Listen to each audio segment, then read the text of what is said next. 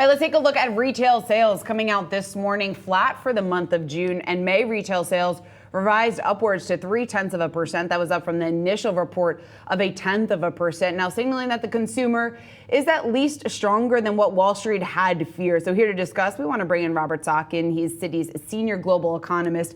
It's great to have you here, Robert. So I guess when you take a look at this report, how do you think Fed officials are looking at this? Once they go through the tea leaves here, are they at least comforted in the fact that maybe the consumer is holding up stronger than initially feared at this point?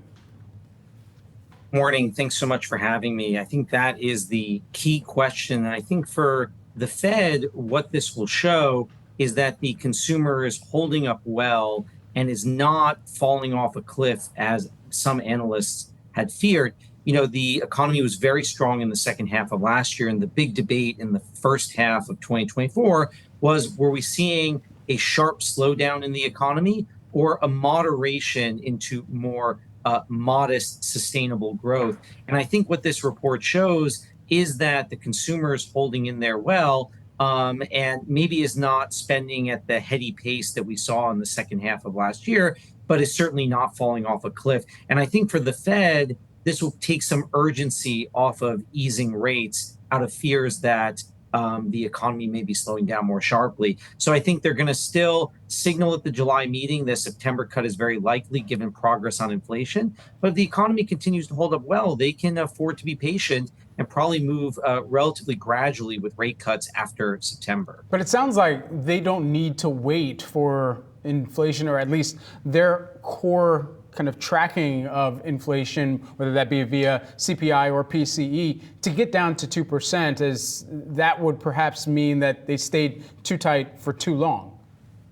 Yeah, absolutely. And I think you've heard that from the Fed as well, that they feel that they've seen enough progress on inflation to get ready to start easing policy. I think in the first part of this year, you had several months of much stronger than expected inflation, and that really pushed out the idea of rate cuts. Now you've had several months of pretty good inflation. And yes, on an annual basis, by the Fed's preferred measure, we're not back to target.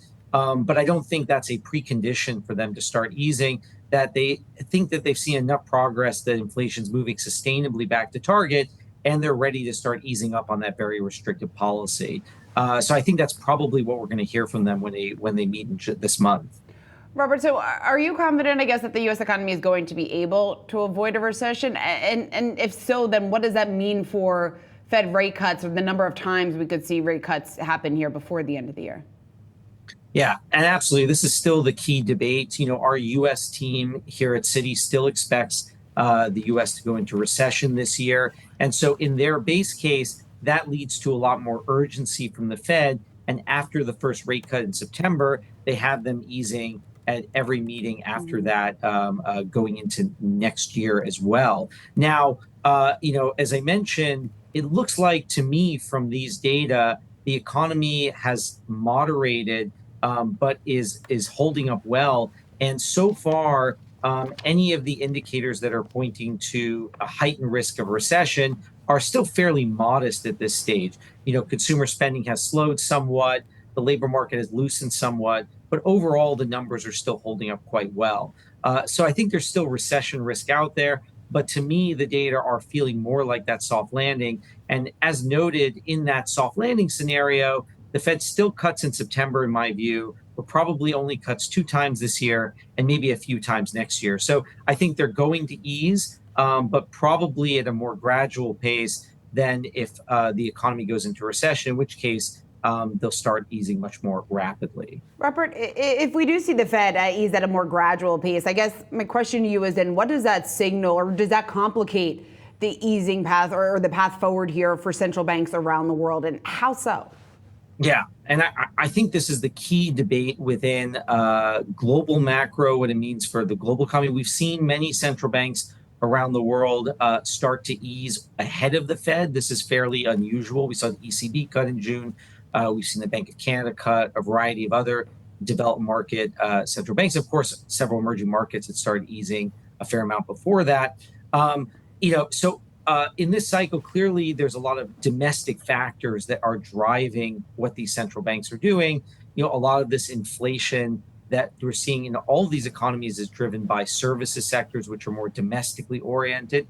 That being said, we still think that central banks have shown a preference for moving together when they can. And if the Fed stays higher for longer, there's only so much I think that many of these central banks are willing to deviate from Fed policy. So in our base case where the Fed starts easing fairly consistently after September, that makes the lives of other central bankers much easier. They can start easing fairly consistently in tandem with the Fed. If the Fed is higher for longer, I still think you'll see rate cuts from these other central banks, but they're going to move more gradually as well out of fear of deviating too much from the Fed. So what the Fed does here, very important for the US, but also very important for global monetary conditions. All right, Robert Sockin, Citi Senior Global Economist. Thanks. Thank you.